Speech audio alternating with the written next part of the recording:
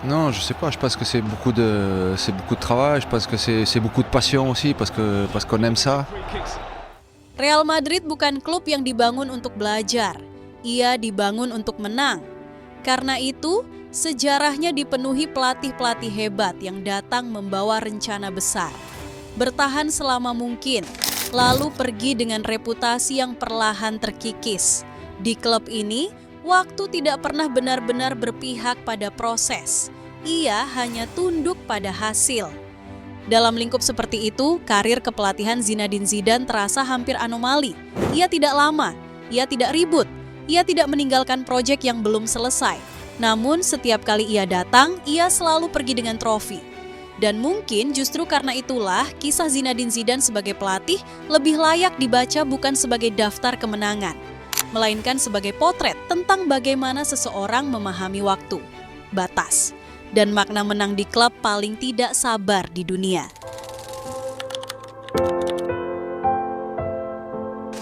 Pada Januari 2016, Real Madrid sebenarnya masih tampak kuat di atas kertas. Skuadnya mahal, penuh bintang, dan secara individu tidak kalah dari siapapun di Eropa.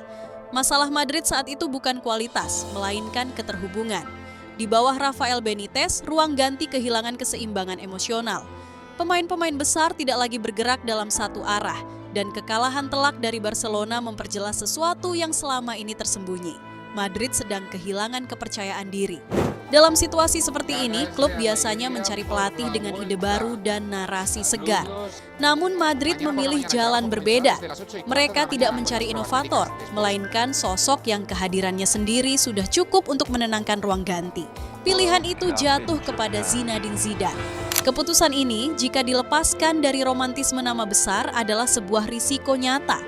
Zinedine Zidane hampir tidak memiliki pengalaman melatih di level tertinggi. Statusnya sebagai legenda tidak menjamin apapun. Jika ia gagal, sejarah akan mencatatnya secara kejam sebagai pemain hebat yang tidak mampu menerjemahkan kejeniusannya ke bangku cadangan.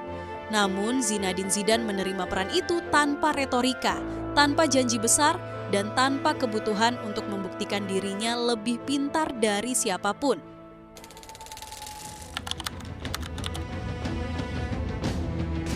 Hal paling menonjol dari awal kepelatihan Zinedine Zidane bukanlah perubahan sistem atau gaya bermain, melainkan perubahan suasana. Ia tidak memaksakan filosofi, ia tidak memperlakukan ruang ganti sebagai papan catur.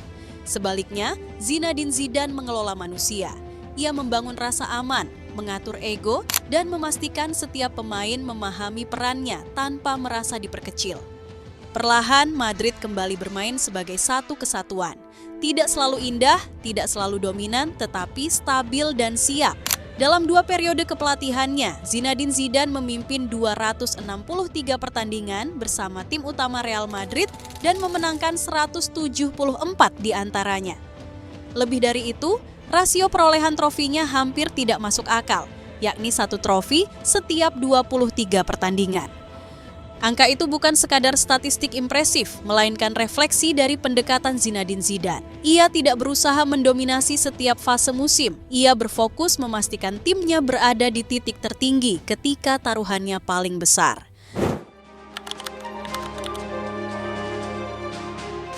Pendekatan ini menemukan bentuk paling jelas di Liga Champions. Kompetisi ini tidak memberi ruang untuk eksperimen jangka panjang. Ia menuntut ketenangan, kedewasaan, dan kemampuan membaca momen. Pada 2016, Madrid bertahan di final yang penuh tekanan dan keluar sebagai pemenang lewat adu penalti. Pada 2017, mereka mendominasi Eropa dengan keyakinan yang nyaris tanpa celah. Dan pada 2018, ketika banyak yang menunggu kejatuhan mereka, Madrid justru menegaskan bahwa mereka masih berada di puncak. 3 gelar Liga Champions berturut-turut di era modern bukanlah hasil kebetulan. Itu adalah produk dari manajemen momen, di mana Zinedine Zidane memastikan timnya tidak mencapai puncak terlalu cepat, tetapi di waktu yang tepat.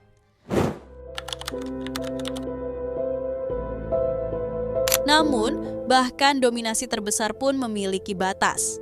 Setelah memenangkan segalanya, Zinedine Zidane memilih untuk pergi. bukan karena kekalahan, bukan karena konflik terbuka, dan bukan karena kehabisan ide. Ia membaca tanda-tanda yang sering luput dari perhatian publik. Cristiano Ronaldo akan meninggalkan klub.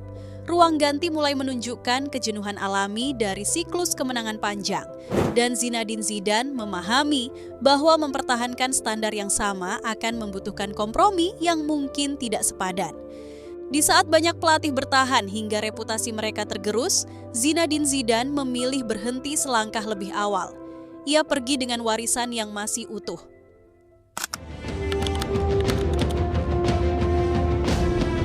Ketika Zinedine Zidane kembali pada 2019, Real Madrid bukan lagi klub yang sama.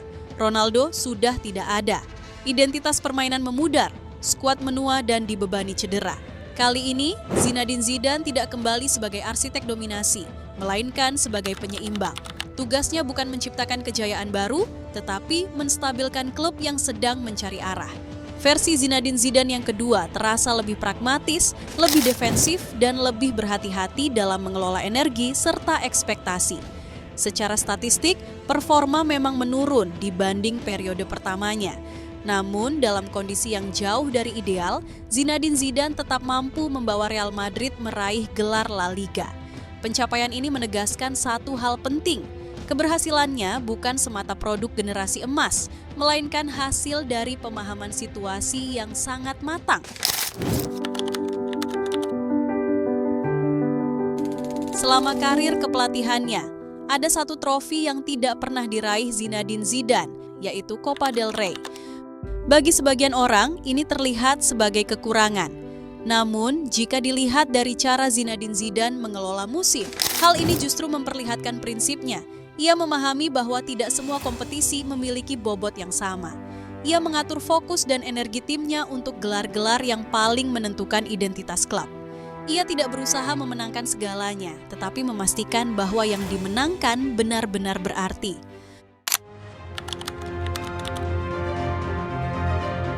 Di era sepak bola modern yang semakin sibuk menjelaskan kegagalan melalui proyek dan proses, Zinedine Zidane memilih pendekatan yang jauh lebih sunyi.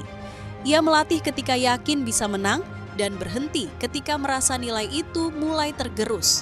Karirnya singkat, tetapi bersih, tanpa kejatuhan dramatis, tanpa pembenaran panjang, dan tanpa kompromi yang mengaburkan warisan.